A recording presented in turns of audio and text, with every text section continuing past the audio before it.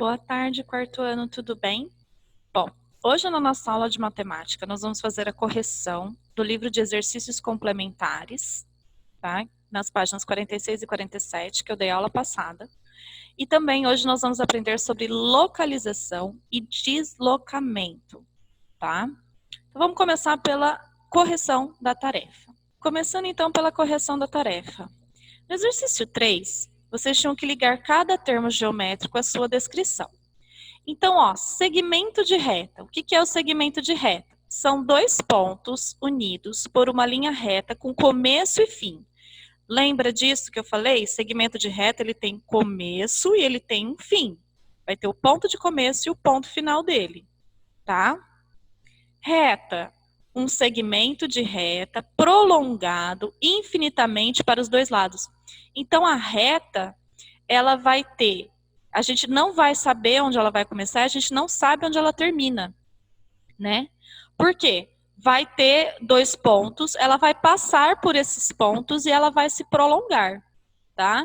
Então, é um segmento de reta que é prolongado infinitamente para os dois lados, tá? Por que ele usa o termo segmento de reta aqui? Porque se a gente for pensar, né, na reta, tem um pontinho, outro pontinho. Aí tem um segmento entre esses pontinhos, que é onde começa e onde termina. Só que depois dos pontos, a reta se prolonga, tá? Então essa é a definição de reta. Retas paralelas, que nós vimos na aula de segunda-feira, tá? São aquelas retas que nunca se cruzam. Elas vão ficar paralelas, elas nunca vão se cruzar, tá? E as retas concorrentes são as retas que se cruzam em um ponto, ok? Retas que se cruzam em um ponto em comum. E esse ponto em comum é chamado ponto de interseção. Lembra-se? Bom, no exercício 4, nós tínhamos imagens aí de 3 objetos e cada um desses objetos tinha um ângulo destacado aqui na abertura deles, tá? Vocês tinham que assinalar a opção que indica o tamanho dos ângulos destacados. Esses ângulos são ângulos menores do que um ângulo reto. Tá vendo, ó? Todos eles são menorzinhos. Então, o ângulo reto, lembra que a gente falou, né? É aquele ângulo que forma um L, né? Deixa eu vir mais para cá, ó. É um ângulo que forma um L. O ângulo menor que o reto é quando ele vai fechar. Então, todos eles estão representando ângulos menores do que reto, ó. Tá? Então, é a primeira alternativa aqui que vocês tinham que assinalar. O exercício 5, que na aula ao vivo, vocês aproveitaram para tirar dúvidas, tá? Como eu disse para vocês, aqui nesse cachorrinho, aqui nesse desenho, tinham vários ângulos retos, vários ângulos menores que retos e vários ângulos maiores que retos. Mas ele pedia um de cada. Então, aqui eu destaquei, ó, um ângulo reto, eu destaquei aqui, um ângulo maior que reto e um ângulo menor que reto, tá? Aqui, ó, vocês tinham outro ângulo reto. Embaixo do cachorrinho tem mais 2 ângulos retos. Nas pontinhas dele, ó, são ângulos menores que retos, tá? Aqui, ó, esse ângulo é maior que reto. Esse aqui também é maior que reto, tá bom? Então, tinham várias opções aí para vocês. Essa aqui é uma sugestão de resposta, tá? Lembrando que tiveram alguns alunos que destacaram todos. Eu disse lá no plantão de dúvidas que não tinha problema isso acontecer, tá? Mas que o exercício pedia o quê? Um de cada, tá bom? E esse foi o exercício que vocês mais tiveram dificuldade, que vocês pediram para mim, né? Uma explicação a mais no plantão de dúvidas. Então, aqui, ó, vocês tinham que fechar essas figuras formando um ângulo reto. Então, para formar um ângulo reto, tinha que fechar aqui, ó, tá? Aqui formou um ângulo reto. Ângulo menor que o reto. Fecha essa figura, aqui eu formei um ângulo menor que reto, certo? E um ângulo maior que um ângulo reto, aqui. Se eu fizer desta forma, na figura, eu consigo um ângulo maior que reto. Tia Simone, tem só essa opção? Tem só essa resposta? Não, tá? Existem outras respostas também possíveis. Se vocês quiserem compartilhar hoje na aula ao vivo, tirar as dúvidas, ver se está certo ou não, eu estou à disposição, tá bom?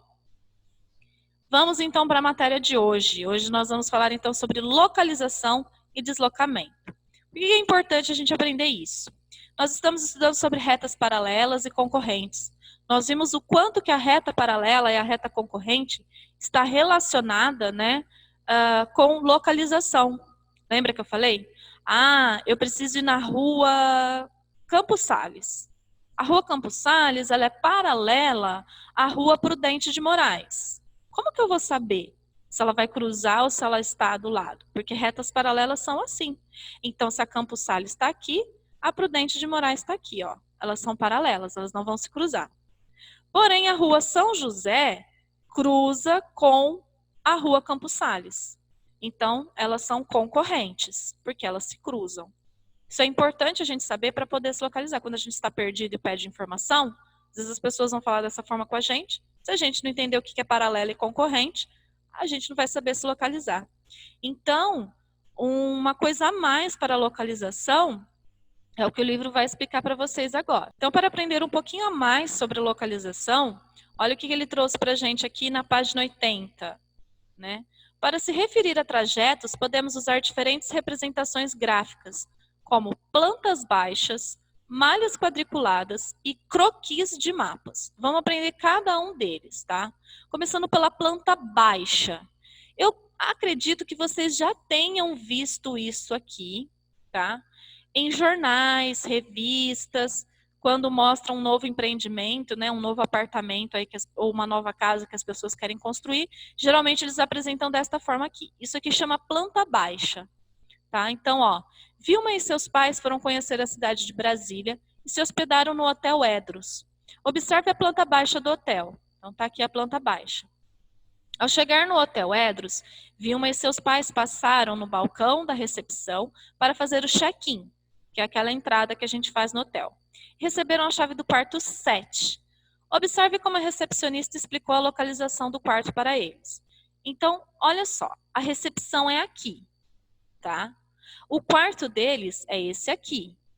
Então, na planta baixa, a gente consegue ver aqui a recepção, onde está a recepção e onde está o quarto. Vamos ver o que a moça da recepção falou para eles lá na página 81. Ó, vou até colocar aqui que dá para ver mais ou menos. Ó, siga o corredor à sua direita. Então, se eles estão aqui, eles vão virar à direita, ó. Siga o corredor à sua direita. É o terceiro quarto à sua esquerda. Então, ó, eles passaram corredor, passaram 1, 2, 3, ó, o terceiro quarto à sua esquerda. Converse com seus colegas e com o professor a respeito da seguinte questão. Por que a recepcionista usou a palavra sua para dizer siga o corredor à sua direita e o terceiro quarto à sua esquerda? Pessoal, o que acontece? Quando eu estou falando com vocês, eu estou em uma direção, eu estou em um sentido aqui. A minha direita e a minha esquerda é uma. A de vocês é outra, porque vocês estão de frente para mim. Como se a gente estivesse ao contrário. Então, se a recepcionista tivesse falado, vire à esquerda, que é a esquerda dela, não é a esquerda dele. Aquela lá vai ser a direita dele. Então, por isso que ela falou, vire à sua direita e depois vire à sua esquerda. Porque para ela, que estava ao contrário dele, as direções são contrárias. Então, quando uma pessoa quer passar uma direção, ela tem que saber que ela está ao contrário da outra pessoa. Ela não está no mesmo sentido da outra pessoa. Então, para poder passar direita e esquerda, a gente tem que ter essa noção, tá bom? Quais referências a recepcionista também poderia ter usado para explicar a localização do quarto, depois de mencionar que ele está no corredor à direita dos hóspedes? Bom, ela poderia dizer também que é o último quarto, né? Vire o corredor, siga reto, é o último quarto à esquerda, né? O último quarto à esquerda é o quarto 7. Então, tem algumas maneiras aí dela falar, outras maneiras dela se expressar, né? Para poder mostrar qual é o quarto para eles, certo? Bom, agora a malha quadriculada. Rebeca está passeando em Curitiba e aproveitou para visitar o bosque alemão. Para facilitar a sua localização dentro do bosque, Rebeca posicionou cada lugar que queria visitar em uma malha quadriculada. Então, olha aqui, nós temos a malha quadriculada, tem os locais que ela quer visitar e tem a legenda aqui, ó, tá? Oratório de Bá, Torre dos Filósofos, Casa da Bruxa e Portão do Bosque Alemão. Vamos lá. Observando as linhas e as colunas, podemos afirmar que o Oratório de Bá se encontra na linha 1, coluna A.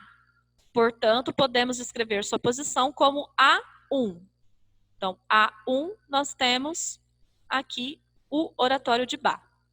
No exercício 6, ele pede para vocês completarem as coordenadas de cada parte do bosque, né? Então, nós vamos ter que seguir a legenda, tá certo? Ó, deixa eu subir um pouquinho aqui, para a gente ver completo. Aí. Então, ele pede primeiro a Torre dos Filósofos. Torre dos Filósofos está na coluna D, linha 2. Aqui a gente vai colocar D2, ok? Casa das Bruxas está na coluna F, linha 4. F4. Vamos colocar F4 aqui. E o Portão do Bosque Alemão está na coluna K, linha 7. Então, aqui nós vamos colocar K7, ok? Essa resposta está aqui no arquivo de correção para vocês, ó. Eu coloquei, tá bom? D2, F4 e K7. Bom, ele pede aqui também, no exercício 7, Rebeca se encontra na posição que corresponde ao encontro da sétima linha com a coluna J. Pinte na malha quadriculada a posição de Rebeca. Então, a gente vai na coluna J, linha 7. A Rebeca está aqui, ó, do ladinho do portão do Bosque Alemão, tá? Deixa eu mostrar aqui, eu coloquei a resposta para vocês, eu circulei o quadradinho, só que esse quadradinho aqui vocês vão ter que pintar, tá bom? Deixa eu colocar ele maior aqui para vocês verem, ó. Aqui. Esse quadradinho aqui vocês vão ter que pintar, certo? Então, tá aqui, ó, Torre dos Filósofos, D2, Casa das Bruxas, F4, Bosque Alemão, K7 e a posição da Rebeca, J7, certo? E aí, na página 82, nós temos o croquis de mapa, tá? O croquis de mapa é um pouco mais comum da gente observar nos nossos livros, tá? A gente já viu vários croquis, aliás, o portal, né, o começo da unidade aí, tinha um croquis de mapa, na primeira página aí da nossa unidade 3. Então, ó, Renato está passeando em Belo Horizonte e vai conhecer o Museu de Ciências Naturais. Ele está na rua Dom Prudêncio Gomes e desenhou um croquis de mapa para se orientar no trajeto até o museu. Então, olha só, o Renato está aqui, o museu está aqui. Então, ele fez aqui o croquis, ó, tá? O que ele tinha que fazer para chegar no museu. Sabendo que cada quadrado cinza da imagem é um quarteirão e que a linha vermelha mostra um dos percursos que Renato pode fazer, observe a orientação abaixo. Então, ó, o que ele fez? Vire à direita em direção à rua Dom João Antônio dos Santos. Aqui, virou à direita. Caminhe 3 quarteirões. Então, ele caminhou, ó, 1, 2, 3.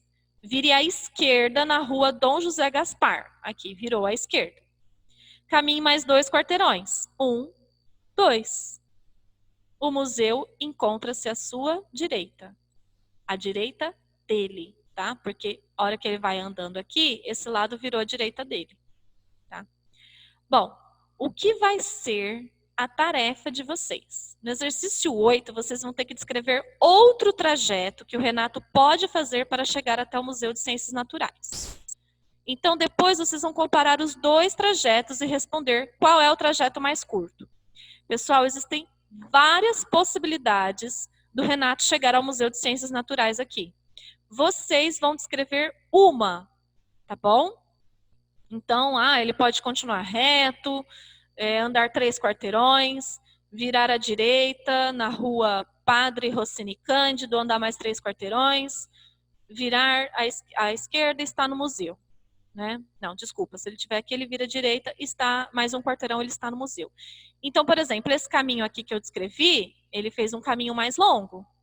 Então, você descreve lá no exercício e no final você vai ver se o seu caminho foi mais curto ou mais longo do que o Renato fez.